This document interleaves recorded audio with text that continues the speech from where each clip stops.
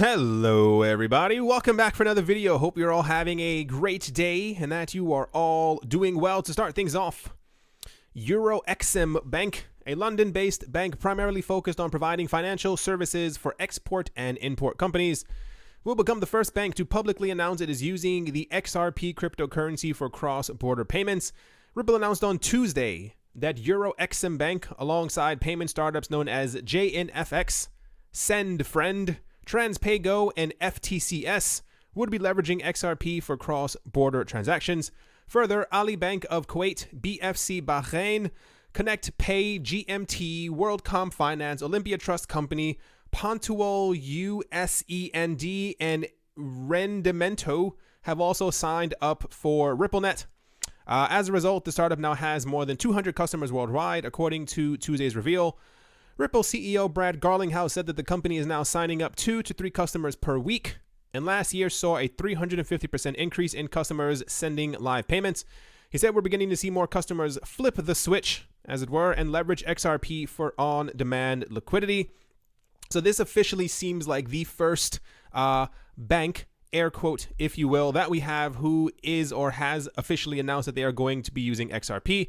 Up until this point, I think we have 16 confirmed xRapid / XRP partners, if you will, companies who have announced that they're going to be using XRP, but they've all been like remittance services, i.e. like people sending money around the world, which is kind of the same like a bank, except that it doesn't have the word bank attached to it. So this is the official bank, and it appears we had news last year, for those who were not here. The CEO of Ripple, Brad Garlinghouse, whenever there's like a news conference or something like that, he's typically on TV on CNBC or CNN talking about Ripple, XRP, xRapid, RippleNet, what have you. He announced before that they were trying to, or rather that they wouldn't be releasing any more news as far as partnerships until they had crossed the actual 200 partnership line, which apparently happened on Tuesday, and this appears why we have not only Exim Bank, but also these 4 over here, leading up to another 5 XRP, xRapid partners. So very good news. It's definitely like the news of the hour, something that everyone is talking about. On top of this as well, and this is also fairly interesting. Let's scroll down a little tiny bit. Takeshi Fujimaki, a former banker turned politician and a representative of one of the largest opposition political parties known as Nippon Ishin, expressed his views on the future of cryptocurrencies, especially about XRP and Ripple's development in a recent Twitter thread. The lawmaker sent out a barrage of tweets on how cryptocurrency-related experiments are being conducted all over the world to improve the current payment / financial systems, referring to the XRP tech network topology map. Fujimaki mentioned how XRP nodes are spread throughout the world and raised the concern that technology is advancing rapidly and that Japan should get involved in it as soon as possible. Here's the actual map for those who were wondering of the actual XRP network map. I assume these are the nodes. He said, and I do quote, "The latest cryptographic asset-related technology has come so far. If we do not get involved in such advanced fields, Japan will be lagging, saying Japan's technology is amazing and Japan celebrating cash settlements is going to be left in the world more and more," end quote. Fujimaki continued by saying that the number of nodes in Japan was low when compared to other countries in the world, and that Japan is still 100 years behind and it is still in the paper society politics. He said, "If the use of this XRP is representative of the use of cryptographic currency, then from this map it turns out that there is a possibility that the cryptographic currency will develop explosively in the future." Fujimaki added that cryptocurrencies like XRP, along with the Ripple technology, would be really beneficial for developing countries and in countries where people don't have bank accounts and do not believe in the credibility of the country. Japan is probably so the word on the crypto street is that if you've been paying attention, if you've even been here for like over a year, and I want to say even like since the end of 2017, you know that Japan is very pro Ripple. They are very pro XRP. If I'm not mistaken, the Ripple team actually has an office in Japan. One of the largest banks in Japan, SBI Bank, has a super partnership with Ripple a long time ago. They also announced when we thought we were going to have the bull market, we're in the bear market. When we thought we were going to have the bull market of 2018, SBI Bank, once again, one of the largest banks in Japan, announced that they were going to be creating their own cryptocurrency exchange. I think this has launched because they kept on trying to put it back. You know, everything else that we've seen in crypto very recently has been slowly pushing things back, saying, oh yeah, just a couple more weeks, because everyone was expecting some type of a price movement to go up anyway. There's another bank who has listed or has created their own cryptocurrency exchange, and they also have listed XRP as like their base pair, as their main pair. So Japan is heavily poised to accept XRP. I had a friend who was in Japan for quite some time, and he told me that a lot of people, if you ask around, everyone typically knows what Bitcoin, Ethereum, and XRP are, but for some reason, people there tend to have like a small tendency to move towards Ripple, or they like Ripple. Sorry if you hear any of the noise in the background. Once again, for some reason, they decide, I mean, it's really crazy. They're doing construction, and they've been doing construction since like 6 o'clock this morning. I don't know exactly what kind of contract they have to start drilling and hammering at that time. But if you happen to hear that in the background, it's not me, it's them. It's kind of annoying. I know you probably can't even hear it. I say because I can hear it. Anyway, very good news for the Ripple team. Maybe at this point we will start to receive more information because the news was a little dry from the Ripple team as far as information. I think it was because Brad Garlinghouse said that he wouldn't really give us more information until after they had passed by the 200 customers. So what we're waiting for at this point right now from the Ripple team is Brad Garlinghouse said that by the end of this year, dozens of banks would be using XRP, banks, he said, to send the cryptocurrency back and forth. Even as of right now, to have 15 or more, I haven't counted them all in my head at the moment. xRapid partners is still incredibly amazing. These are other companies and institutions who have announced that they're going to be using XRP. That's something completely amazing. But I think when we have confirmation of who exactly the dozens of banks are, this will have a very good price movement on the XRP coin. Alrighty, let's move on. Next up, going to breeze over this one. Binance is in the news. In an announcement the other day, I think it was a day ago, the team at Binance let the crypto community know that it was going to open trading pairs for 3 new stablecoins. They are Paxos to TrueUSD, USDC to TrueUSD, and USDC to Paxos coin. The announcement went on to provide a timeline for the new additions. I think it happened like recently or something like that. People have been asking, why are you connecting stablecoins to stablecoins? I mean, if you see even right here, a lot of the stablecoins have a very hard time actually pegging themselves completely to the dollar, especially on like really crazy days. Remember about a week and a half ago when we had like that little price bump and everything kind of went up by 10-15% and everyone kind of lost their minds because the prices were up. All the stablecoins at that point then get sold off and have this dip down right here, and they sometimes end up hitting 96 cents, 97 cents. So, I mean, I think everyone's trying to vie for the number one position as being the top stablecoin. I still have a strong feeling it's probably going to be the Paxos Standard and Gemini Dollar, as these two have been like the most the nicest way of saying it. They've done the most paperwork when it comes to being regulated, especially from the Gemini twins. Like, we know how much paperwork they do. And for some reason, remember I told you guys before, when the Paxos Standard first came out, I was like, I don't think this coin is going to make it. And then like the next week we had like 8 institutions, like big names, who were talking about that they were also investing money into Paxos. So I assume that Paxos will also probably be here for quite some time. But yeah, Binance has added new trading pairs to their platform, and it happens to just be with stablecoins. Next up, on New Year's Day, rumors began to circulate around the crypto industry social media channels that Fortnite, the world-renowned battle royale video game that ranked in millions and millions, had begun to accept Monero payments on its official merchandise page. After this hearsay circulated, Ricardo Spagni, a leading South African crypto enthusiast and Monero team member, took to Twitter to explain this industry occurrence.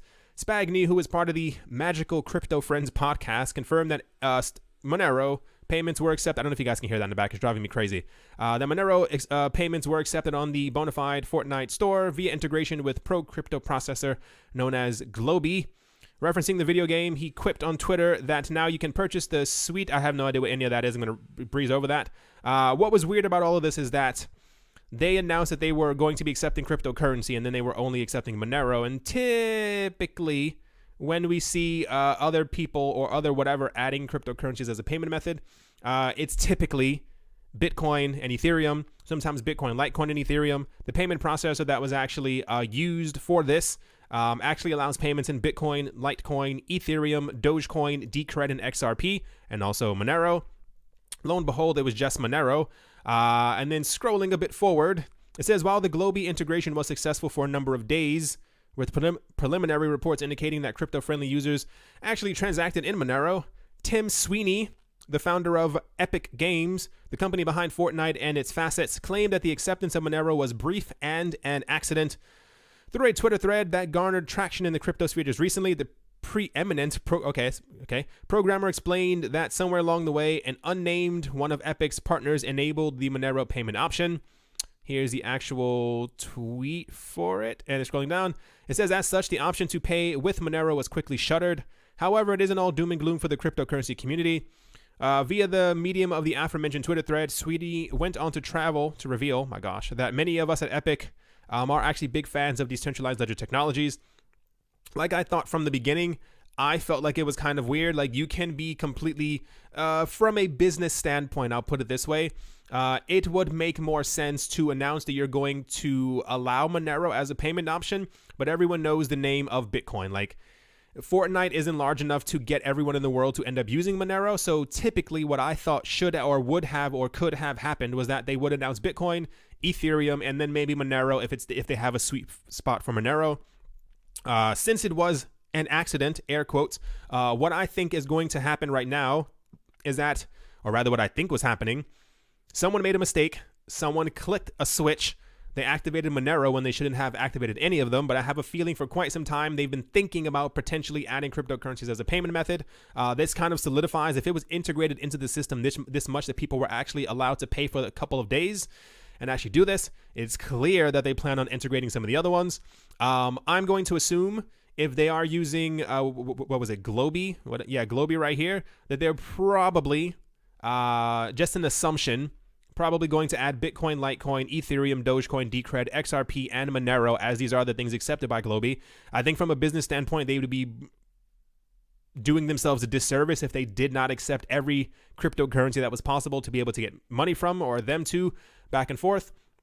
So they said it was a mistake, but I'm pretty sure they're going to eventually announce it. For some reason, it's just this, we're in this weird floaty gray space time frame where nobody wants to announce anything specifically that's happening with any cryptocurrency project. Everyone is kind of waiting for this bull market to happen so that they can release this kind of news.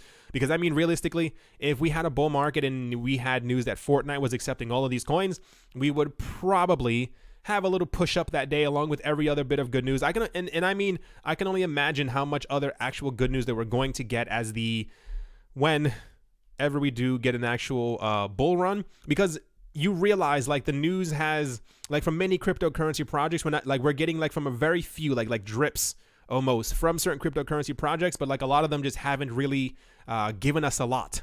So I can only assume that, since 2018, they must have a lot of news backed up that they're waiting to tell us. Anyway, I thought this was interesting. I think it was a mistake that that someone clicked the button to allow Monero, but I think they're definitely more than likely going to add cryptocurrencies as a payment option, especially as crypto continues to get more recognition around the world. Next up, gonna breeze through this one as well. So-and-so, blah, blah, blah. Cryptocurrency card company called Block Card, created by American blockchain firm known as Terneo. They announced that they have a new debit card that is going to have Bitcoin, Ethereum, Stellar Lumens, and Terneo Coin, with a plan to add others soon. The update was followed by a statement from Ian Kane, founder and CEO or COO, Chief Operating Officer of Terneo, who said, Terneo's goal is to accelerate the use of blockchain and cryptocurrency in everyday life. Block Card enables the cardholder to gain real utility from their cryptocurrency and removes the notion that crypto is only a speculative asset. We have had instances in 2018 where many other cryptocurrency projects were trying to create their own debit card, not even a credit card. Like they were trying to have it so you can have like an actual debit from the amounts that you actually have on the cryptocurrencies. A lot of them did not end up taking place, or they kind of came out, fluttered, and slammed back down to the ground. So this is another one. Once again, this is another situation where I personally believe that they have been trying. I'm pretty sure they've had this information for quite some time. 2019 is still expected to be a glorious year for the cryptocurrency space. So I can only imagine how they've been holding this information for a couple of months, and maybe we're waiting for the beginning of 2019 to announce this. I believe as well that debit cards or cards of any type, especially, I don't know what country everyone is in, there's like a new type of debit card where you simply like tap it for those who have it. I think this is part of the symbol right here, is like a little like airwave thing. If we can get that to go to mainstream, i.e. have like a couple major companies who you can have like an actual card with, that it debits directly from, especially multiple cryptocurrencies, from your crypto wallet, and all you have to do is tap, crypto would go mainstream in a couple of weeks. Because this is, when you listen around and stuff like that, this is a very, the people who develop these projects and these cryptocurrencies, they do a great job on as far as like making sure that the networks are secure, that everything is okay, that people can actually use them. But as far as like an actual like user interface and having, something very quick and smooth and easy, like this is why PayPal and Apple Pay and all these other things work relatively well, is because it's just a couple of clicks. It's very smooth. It's very seamless.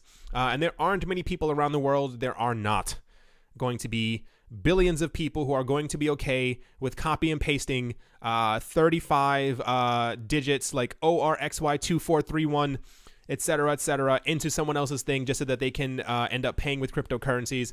If you can, sorry about the background noise, it's driving me nuts. Anyway, this is very good news. I thought it was very good news. But yeah, let's move on. I guess something to kind of end the video with on a nice note. We've also had very good news in this video. It appears that Bitcoin's fees have dropped incredibly low. People are saying that this could be because of the implementation of SegWit. Bitcoin's transaction fees are back to 2016 levels, which is where they should always be. And I think it's also I've read something else in some other one. They were talking about that they believe that Bitcoin transaction fees are also very low because of the implementation right now, or the hyper implementation of the Lightning Network. And this is why I think, so what we're going to end up having is, in 2019, if we do have a run up in the market, the biggest fear from even major institutions, and I'm pretty sure that they're also discussing this as well, you can't have a situation where Bitcoin is expected to pass by 20,000 again. You can't have a situation where Bitcoin is expected to maybe hit $50,000 this year, and you don't have the speed of the network there. So this is why I think myself, oh my gosh, that noise.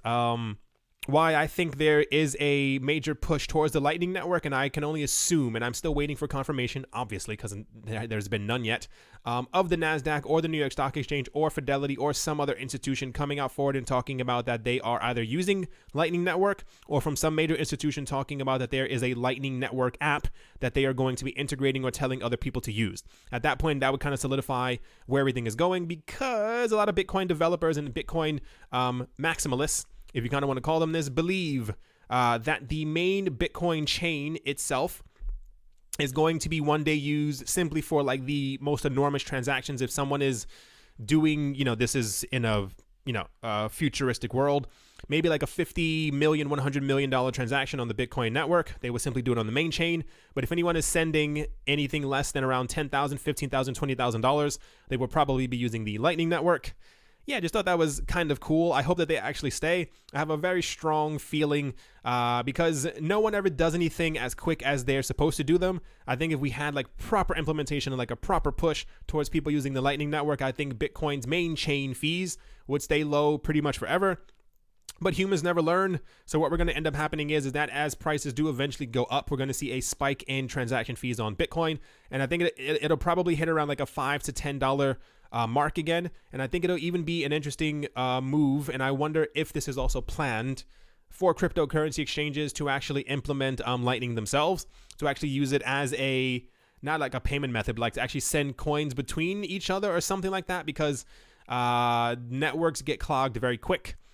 Anyway, just thought that was kind of cool. And yeah, prices are doing pretty okay.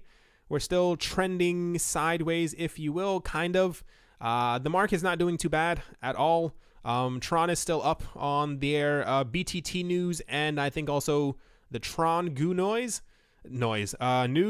Besides that, I have no idea why Cardano's up. I think we're very close to an upgrade or something like that. It was talk about an upgrade.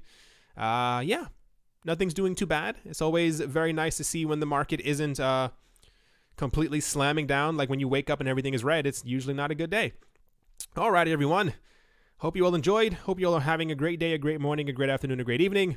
Wherever you are, wherever you might be. Sorry if it sounds like I was talking really fast. I did not want to make a video where, I don't know if you can hear the axe pick outside. I assume that's an axe pick. I assume we're in the 1920s. It just is annoying me, and I didn't want that in the video. So this is why I may have spoken a bit quicker than I normally would, because I just wanted to deliver the news without you having to hear that my neighbor's flat is being renovated. Just the easiest way of saying it. Thank you all once again for watching and listening. I hope you all have a great day. And yeah, I'll talk to you all soon. See you.